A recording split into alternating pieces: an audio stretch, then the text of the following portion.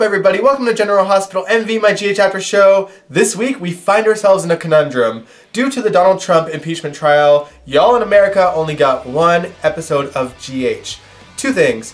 I am Canadian, and I'm not too big on politics, but I do know that as General Hospital fans, I think no matter where you fall on the political spectrum of things, there is nothing more annoying than when the news interrupts our General Hospital, especially in the era of there being like hundreds of news channels, and there are news time slots on the same channel that GH airs later on in the day. Plus, we are in an era of online live streaming that you can do 24 hours a day if you want to see the news.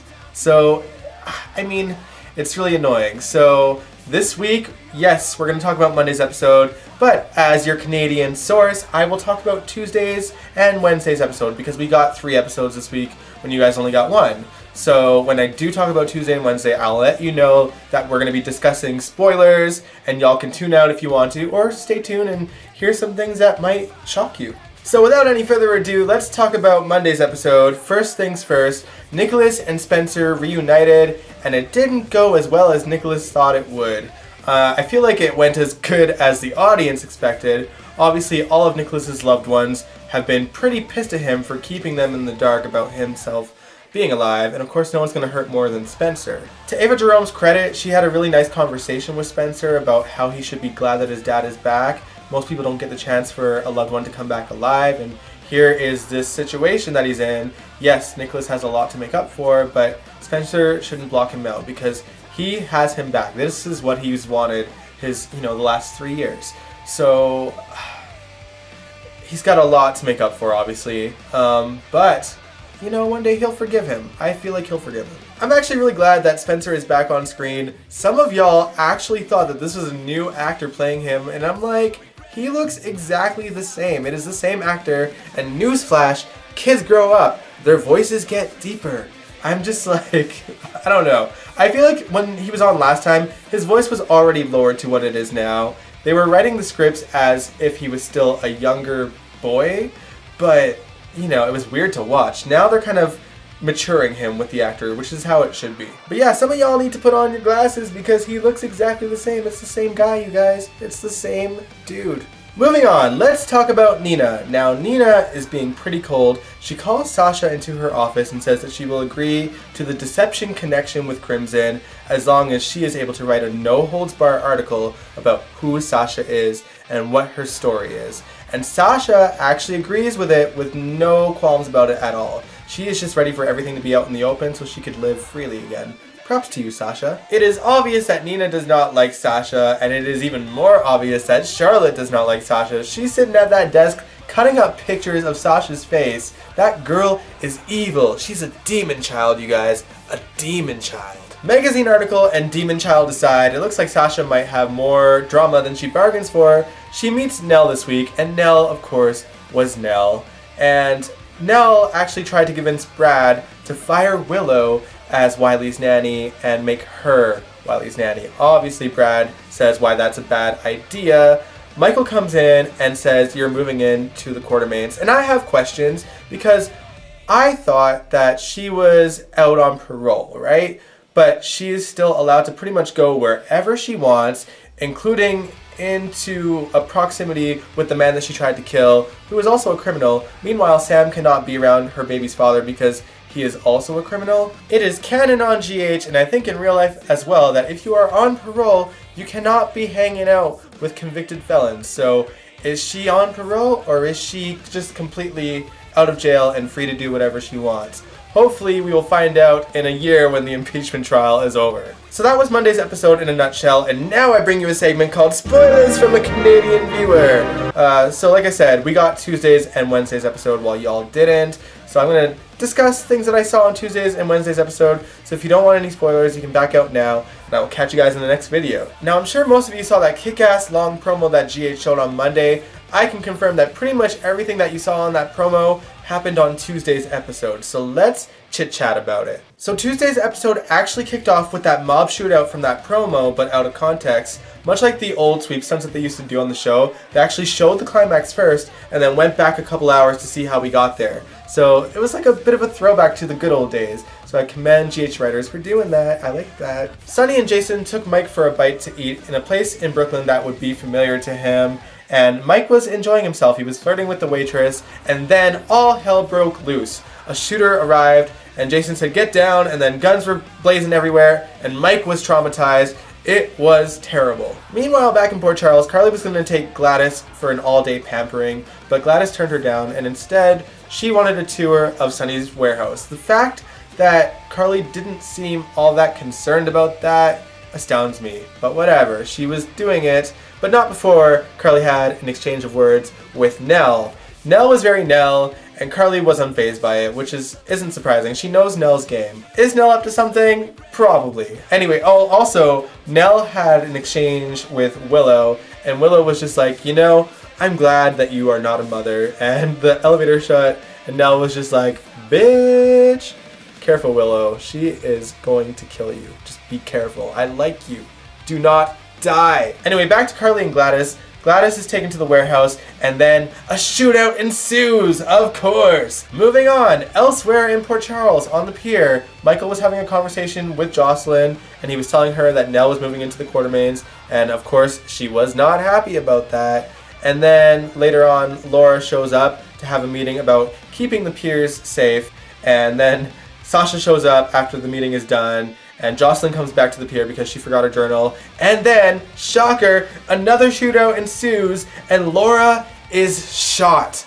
Holy crap. Now, during Michael and Laura's meeting, Michael had the balls to say, maybe you should only revitalize these certain piers and leave the rest untouched, because, that's where Sunny conducts his business. If he still feels like this after Laura's been shot, man, you know what, Michael? I will not like you. I don't really like you anyway. I know that a lot of people do, but I'm just not a big fan of you. Sorry, dude. But yeah, come on, man. People are getting shot. You were getting shot at on the pier by your father's enemies. If this isn't proof that the piers need to be revitalized, I don't know what is. Now, all that mob-related drama aside, Valentine had his hearing, and of course he was released on bail because there was not enough proof that Valentine threw Ava off the parapet. The fraud charges are still standing, but it's not enough to keep him in jail for the meantime. Now, Valentine was very smug about it, which is obvious because that's what he always does. He had no problem rubbing it in Lulu's face that he could see Charlotte whenever he wants to, but Lulu is so mad that she's going to file a restraining order against him. On the plus side, it does seem like Nina is slowly moving on with none other than Jasper Jax. I don't think that surprises anyone. Basically, Jax and Nina had a bit of a celebration in her office. They had champagne and there was flirting going on, and it ended with a kiss. On to Wednesday. Now, Ava shows up to Crimson, and she really seems to think that Nina is her friend, but Nina has her guard up, so instead, the two of them agree to have a bit of an olive branch with each other. And then that's when Valentine shows up, and Ava has Nina's back. She's just like, back off, and then Nina was like, you need to go, Valentine.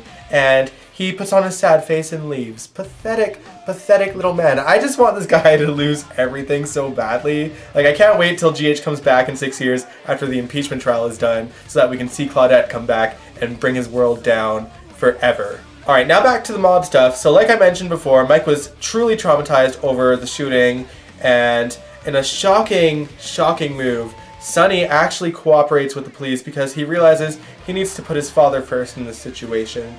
Mike just wants to go home, and Sunny is just wanting to get Mike home as soon as possible. Unfortunately, that cost Mike and Sunny the trial that he was taking him there for. So that sucks for Sunny, and he's devastated, but he did what he had to do. Now, one thing that stayed exactly the same was Jason being Jason. He did the thing. The thing. I can't speak without my attorney, and stayed quiet the whole time. Even though all he really did was save the waitress's life from that shooter who was going to take her hostage. But it is what it is. Jason is Jason, and he will never change. One thing that I really liked, and I can't remember if it happened on Monday or Tuesday's episode, was that Jason and Sunny had this conversation about Jason's regret. He commends Sunny for putting Mike first and just being really there for his father, despite everything that they went through when they were younger. But Jason mentioned that his biggest regret was that he never reached out to his father, Alan, and now it's too late. I so appreciate that the writers actually had Jason say these words out loud, because even though Jason has really treated the Quartermaines quite well since he returned, Alan was never really discussed since he's been back. So to hear Jason talk about Alan in that way was really nice for me. I really loved that conversation. Meanwhile at the pier, the shootout still continued and Laura was shot, and then Dustin, of all people, comes in and saves the day. He is definitely more than just an English teacher. There is something up with that guy. Hopefully we'll find out eventually who he is, because there's definitely more there.